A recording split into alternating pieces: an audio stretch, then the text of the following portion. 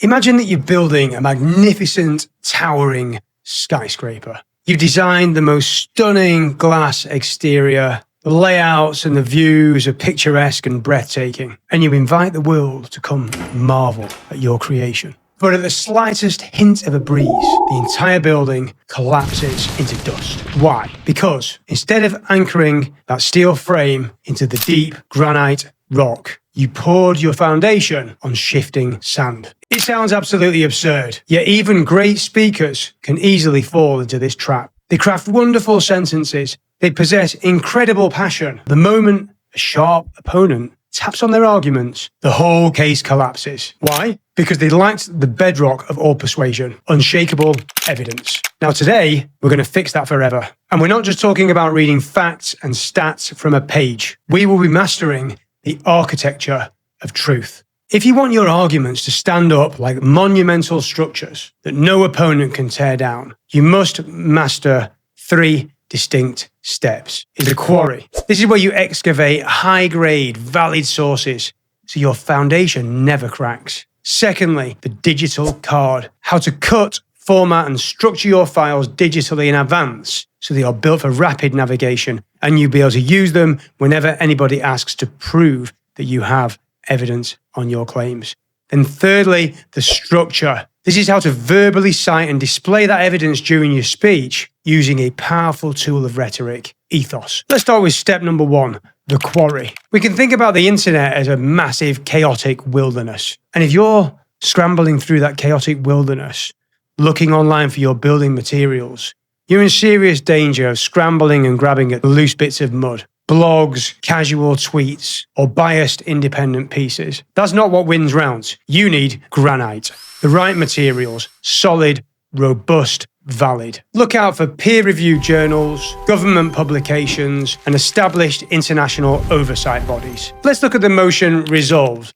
The appropriation of outer space by private entities is unjust. If you want to win, let's say on the con side, don't just quote a sci-fi blogger's opinion on space mining. Go to the Federal Aviation Administration, FAA, Office of Commercial Space Transportation, or dig into legal updates from the International Institute of Space Law. In order to be sufficiently valid, evidence must possess 3 non-negotiable traits: domain expertise, chronological recency, and methodological transparency.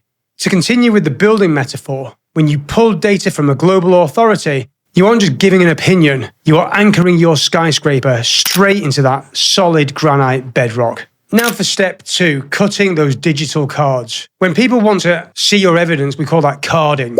And this can happen during a round, so you should be ready to show exactly where you've got your evidence from and to prove that it's valid. And so you must store your sources ready for rapid access. Once you've mined your granite, you don't just throw a massive unshaped boulder into the round. It's too messy, it's heavy, and it slows down your speech. You must shape it into a perfect modular building block. These days, we do this entirely digitally by cutting a digital card. Here's a suggestion on how your digital file should be engineered. A digital card relies on an optimized layout built for instant readability and rapid navigation. So you should start with your tagline, a single punchy line written by you that accurately labels the claim. Secondly, the citation. Include the author's last name, the year of publication, and their professional qualifications. And thirdly, the full digital text from which you got that information, the actual paragraph from the source with the part you cited highlighted in bold. You may notice a little formatting trick in there, bolding and italicizing, because you're not going to read a massive block of text word for word in the round. Instead, you bold and you underline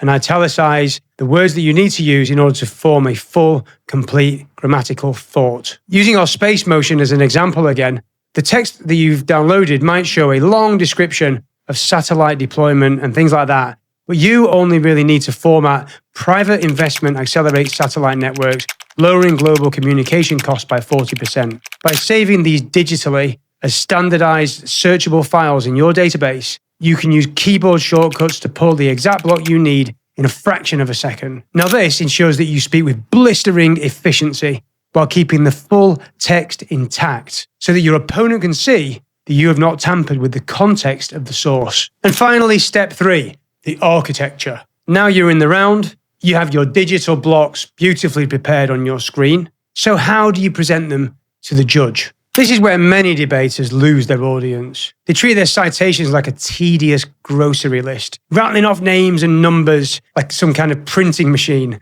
and they lose all human connection. According to Jones 23, commercial space exploration is good because it creates jobs. Next point, no, absolutely not. That will be highly unlikely to move any judge. You are completely throwing away your greatest weapon. When you reference evidence, you are activating ethos, the classic rhetorical appeal to credibility and trust. You must introduce your evidence with absolute reverence and prestige, transferring the immense weight of an expert onto your side of the scale. Now listen to the difference here. As Dr. Helen Jones, Senior Fellow at the Aerospace Security Project, concludes in her 2023 policy briefing, private initiatives don't drain public resources, they multiply them. You see, by slowing down and emphasizing the author's title, delivering the conclusion with absolute poise, you didn't just read data from a screen. You brought in a highly respected expert to stand in the room right beside you. This is ethos, so that your very next case stands like an unshakable monument for you. Mastering debate is absolutely not about out-talking the person on the other side of the room. It's about building a foundation of truth so secure and presenting it with such undeniable clarity that the room has no choice but to believe in you.